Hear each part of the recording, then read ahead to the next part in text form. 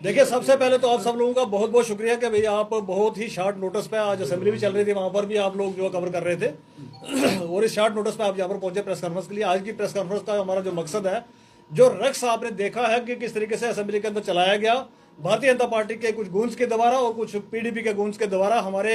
MLA, एक elected MLA के ऊपर जिस तरीके से हमला किया, हम उसकी कड़े लफ्जों में निंदा करते हैं और यहां से तनबीह करना चाहते हैं कि अगर आप ये सोच के कि भी किसी पार्टी का एक अकेला एमएलए है और उसको बाहर से गुंडे बुला के आप पटवाने की कोशिश करोगे तो हम ये कतन बर्दाश्त नहीं करेंगे। साथ ही साथ कुछ सवाल हैं हमारे, आज हमारे सवाल है सरकार के साथ भी, जिनके पास एडमिनिस्ट्रेशन है, जिनके पास पुलिस है, जिनका काम था वहां पर सिक्योरिटी को देखना, उनसे भी हमारे सवाल हैं कि भाई क्या आपके पास महराज मलिक के सवालों के जवाब नहीं है इसलिए आप उसको मारने के लिए दौड़ते हैं? और डेमोक्रेसी के अंदर आपको अपनी बात रखनी है, जुबान से, मुंह से आपको अपनी बात रखनी है। ये कौन सी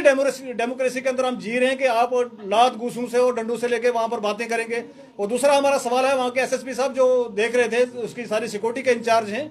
सबसे बड़ा अदारा है जम्मू कश्मीर का हमारा, उस अदारे के अंदर ये गुंडे जो थे वो कैसे पहुंचे वहां पर अंदर, और किस तरीके से एक इलेक्टेड एमएलए के ऊपर जो है उन्होंने हाथ उठाने की कोशिश की और इस तरीके से वहां पर सफल हुआ। ये कतल बर्दाश्त नहीं किया है, ना ही जम्मू कश्मीर के लोगों ने कभी बर्दाश्त किया है और ना ही यहाँ की इस तरीके की कोई परंपरा है हमारी। तो इसके ऊपर हमारा सवाल है कि वहां के एसएसपी साहब सिक्योरिटी के क्या कर रहे थे, ये लोग वहां पर इंटर कैसे हुए और किस तरीके से जाके जो है वहां पर हाथापाई की गई। इसी के साथ साथ हम ये पूछना चाहते हैं कि भाई डेमोक्रेसी नाम जो कहा जाता है कि भाई एक इलेक्टेड आदमी जो है वो जाके वहां पर बात करता है, यार आपको अगर महराज मलिक की बातें नहीं पसंद आती हैं तो उन बातों का आप जवाब दीजिए, असेंबली के अंदर खड़े होकर अपनी टर्न पे बात कीजिए। ये इस तरीके से तो नहीं कि आप बाहर कॉरिडोर के अंदर पकड़ेंगे, असेंबली अंदर चल रही है, बाहर कहीं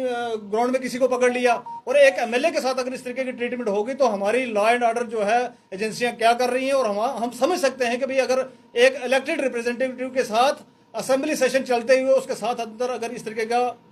मैं कहूँगा, दुर्व्यवहार किया जा सकता है, उसको मारा पीटा जा सकता है, तो एक आम आदमी जो है जम्मू कश्मीर का वो सुरक्षित कहाँ है? उसके बाद साथ ही साथ हम कहना चाहेंगे, आज असेंबली का सेशन खत्म हो गया, मेरा सवाल है 90 के 90 एमएलए से, वहां के स्पीकर साहब से, चीफ मिनिस्टर साहब से, कि भाई आपने ये स्कफल, गाली गलोच, एक दूसरे को ताना मेना देने के अलावा आज आप सेशन खत्म होने के बाद पब्लिक का कौन सा काम करके यहां से निकले हैं, और कितने हजारों लाखों करोड़ रुपए जो हैं वो स्वाहा हो गए हैं। 3 दिन से वहां पर असेंबली चलने नहीं दी गई है। आपको सिर्फ एक ड्रामा जो वहां पर क्रिएट करना था वो किया। आपके चीफ मिनिस्टर साहब जो हैं कश्मीर में टुलिप गार्डन में घूम रहे हैं,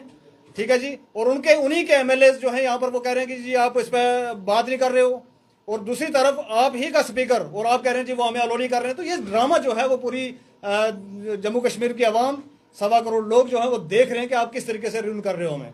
इसी के साथ साथ हम आपसे ये पूछना चाहेंगे कि एक और एमएलए साहब निकले, विक्रम रंधावा साहब, उन्होंने वहां पर बड़ी भद्दी बातें की है वहां पर कि इसका डीएनए टेस्ट किया जाए। तो क्या आज एक इलेक्टेड रिप्रेजेंटेटिव को अपना डीएनए की सर्टिफिकेट लेके आना पड़ेगा वहां पर साथ में? क्या उसके ऊपर कोई कार्रवाई होगी? हम स्पीकर साहब से भी गुजारिश करते हैं, चीफ मिनिस्टर साहब से गुजारिश करते हैं कि क्या उनके खिलाफ कोई कार्रवाई की जाएगी या नहीं की जाएगी। और साथ ही साथ उनसे एक और कहेंगे रंधावा साहब से कि कभी भी आज तक हमने देखा है कि भारतीय जनता पार्टी का एक चेहरा रहा है, एक चरित्र रहा है कि जब भी किसी मुसलमान, वो एमएलए इलेक्टेड हो, वो नॉन इलेक्टेड हो, वो पॉलिटिशियन हो, वो एक्टिविस्ट हो, अगर किसी ने बात करने की कोशिश की और भारतीय जनता पार्टी के खिलाफ अगर बात करने की कोशिश की तो उसको एक टैग लगा दिया जाता है टेररिस्ट का। आज वहां पर महराज मलिक को उन्होंने टेररिस्ट बुलाया है। तो मैं पूछना चाहूंगा रंधावा साहब से कि रंधावा साहब आपके पास क्या प्रूफ है? आपने किस तरीके से कहा कि ये जिहादियों का जना हुआ है, यानी कि उसके माँ बाप जिहादी हैं, यानी कि यहाँ पर मुसलमान कोई भी है जम्मू कश्मीर के अंदर है तो आपने सबको जिहादी बोला। तो हम कंडेम करते हैं इन लफ्जों को और रिक्वेस्ट करते हैं रंधावा साहब से कि अभी आपको माफी मांगनी चाहिए। इधर से आपने जहां से आप जीत के गए हुए हैं, यहाँ पर लगभग 40% मुसलमान है जिन्होंने आपको वोट दिया हुआ है। हमें वो आपके कलमात नहीं भूले जब आपने कहा था जी आप मुसलमान जो है जहां पर भी रोड देखते हैं और क्या खड़ा कर लेते हैं, मैं तो बोलना भी उसको पसंद नहीं करूंगा। वो देखने के बाद भी आपको लोगों ने यहाँ से जितवा के भेजा, वोट दे के भेजा, और आज आपकी लैंग्वेज इस तरीके की है कि आप असेंबली के बाहर खड़े होकर ये कहते हैं कि भाई एक आपका ही साथी, वैसे ही आप एमएलए हैं, वैसे ही महराज मलिक एमएलए है, तो उसको बाहर खड़े रह के आप वहां पर कहते हैं कि ये जिहादियों की औलाद है, ये टेररिस्ट है, ये फलाना है, ढमकाना है। ये कंडेमेबल अल्फाज है, हम इनको कंडेम करते हैं। और महराज मलिक के ऊपर जो अटैक किया गया इसको हम सिरे से खारिज करते हैं, कंडेम करते हैं, वो चाहे पीडीपी के गूंज हों, चाहे भारतीय जनता पार्टी के गूंज हों। और हम इनसे कहना चाहेंगे कि कान खोल के सुन लें, इस तरीके से जिस तरीके से आप हाथापाई पे उतरे ये हम करने नहीं देंगे, ये होने नहीं देंगे।